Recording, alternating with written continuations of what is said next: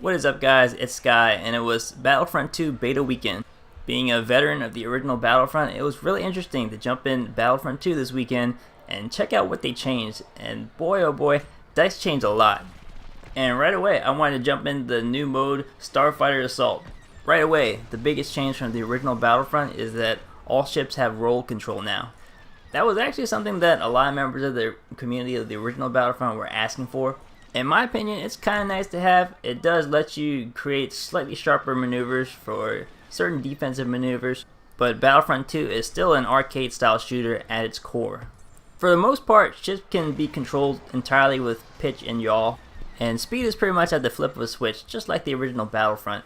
You got your throttle mapped to the left analog stick. However, the throttle no longer affects the power of your main cannons. It's just for pure speed and how tight you turn. It's still an arcade style shooter at its heart, and there's really no realistic physics. There's no gravity. It's not really War Thunder. It's not even Battlefield, but at the same time, it's extremely fast-paced, hectic, and it can be a lot of fun. If you want to do well in Battlefront 2 dogfighting, then you're going to have to learn the heads-up display and what it shows you. On the left, you got the speed. On the right, you have your health. And in the middle, you have your crosshairs and your blaster cooldown. And then you'll notice little red triangles around the outside of the HUD, and those are your enemy indicators. They show you the direction of your enemy.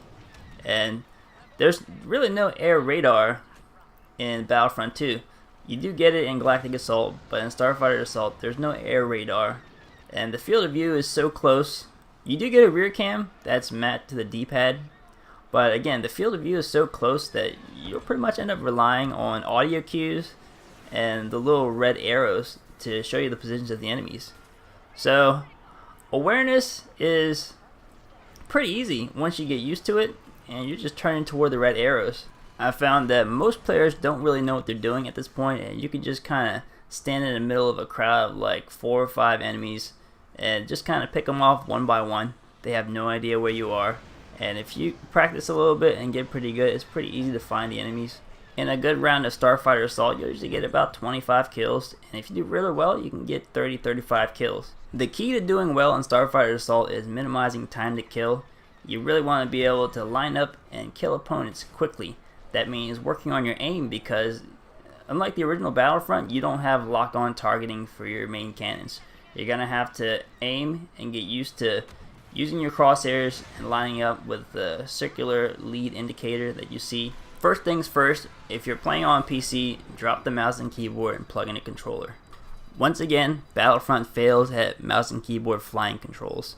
You can remap the keys in the options, which is really nice compared to the original Battlefront, but at the same time, dragging your mouse to the edge of the screen to turn is just no good. And then from there, I pretty much just left all the options default. I didn't really change the sensitivities. It's really important for you to get used to the steering of the ship, because you're going to have to switch between the zoom view, which is kind of like an aim down sight view, and then the default view, which is kind of the hip fire view. And you're going to have to be able to gauge the speed of the ship, how fast it's turning, to be able to basically rest your aim onto them. And then once you get on target, you're going to use the aim down sights button, the left trigger, to kind of lock onto them. It's not really a lock on, but you have to be able to kind of match their turning speed to lead them correctly. All in all, the skill gap is a little bit higher than the original Battlefront. It's going to take a little bit of practice for you to be able to aim and stay on target, but really it was something that I was able to get within the first few minutes of play. The most important thing is to be able to kill quickly and stay on the move, because if you stay still for any amount of time, then you're going to get shot down very quickly. When you get a tail, you can use a very basic defensive maneuver. You can start off with a quick full speed roll to kind of throw off their aim a little bit, and then you're going to have to turn toward them at full speed, and at the last minute just slow down and make a real sharp turn. If that doesn't lose your opponent, then you're going to have to speed up and then kind of just repeat the process. Remember that when you're playing defense, you want to be using all 3 inputs: pitch, yaw, and roll. Don't think you can lose someone that's pretty good by just turning in a direction. You're going to have to pitch, yaw, and roll, kind of use a barrel roll maneuver to shake their aim, and then kind of loop toward them using pitch, yaw, and roll. The key in defense is that you want to create a little bit of separation before you slow down and turn toward them. And actually the Imperial fighters, the TIE fighter and the TIE interceptor, do really well at this with their speed boost. And the A-wing also has a really nice speed boost. The X-wing has a quick repair, which is also really nice. It helps you stay alive a little bit longer and rack up those kill streaks. If you get locked on, then you're gonna have to go full speed, turn toward the missile, and then at the last minute make a 90-degree turn away from it and just keep turning 90 degrees away from it. You gotta get the timing right, and it doesn't always work. All the ships have regenerating health. If you avoid damage for a couple seconds, then you'll be able to regenerate your health pretty quickly, and that also helps you keep your kill streaks alive. And that's important because hero ships are no longer token pickups on the battlefield. You're gonna have to earn score toward unlocking the hero ships.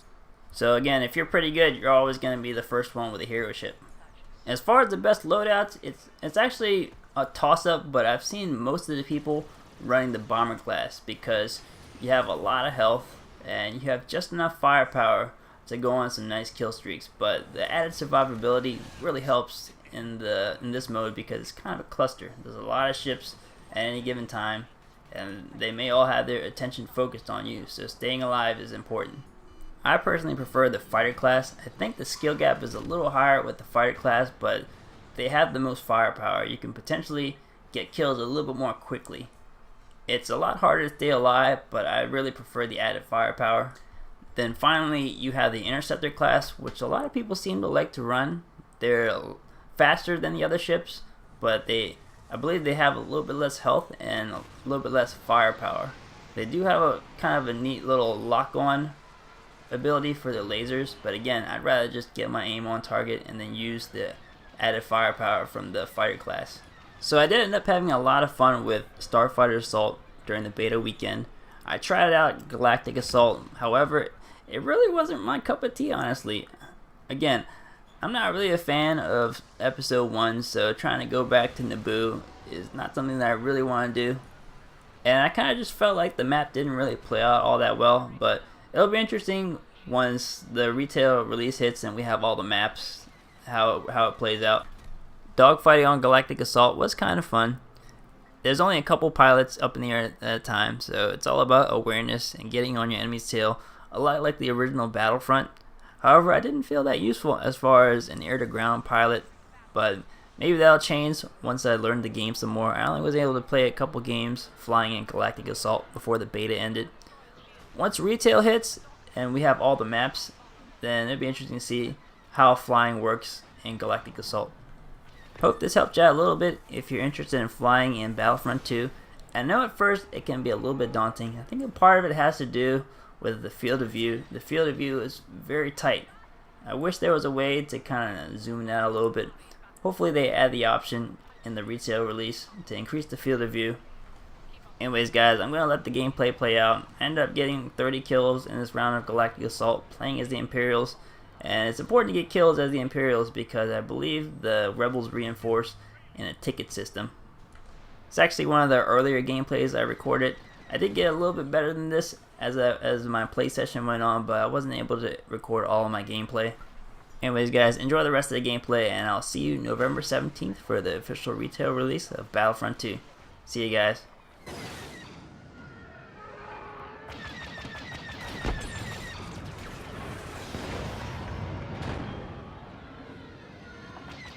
Targeting the dock clamps.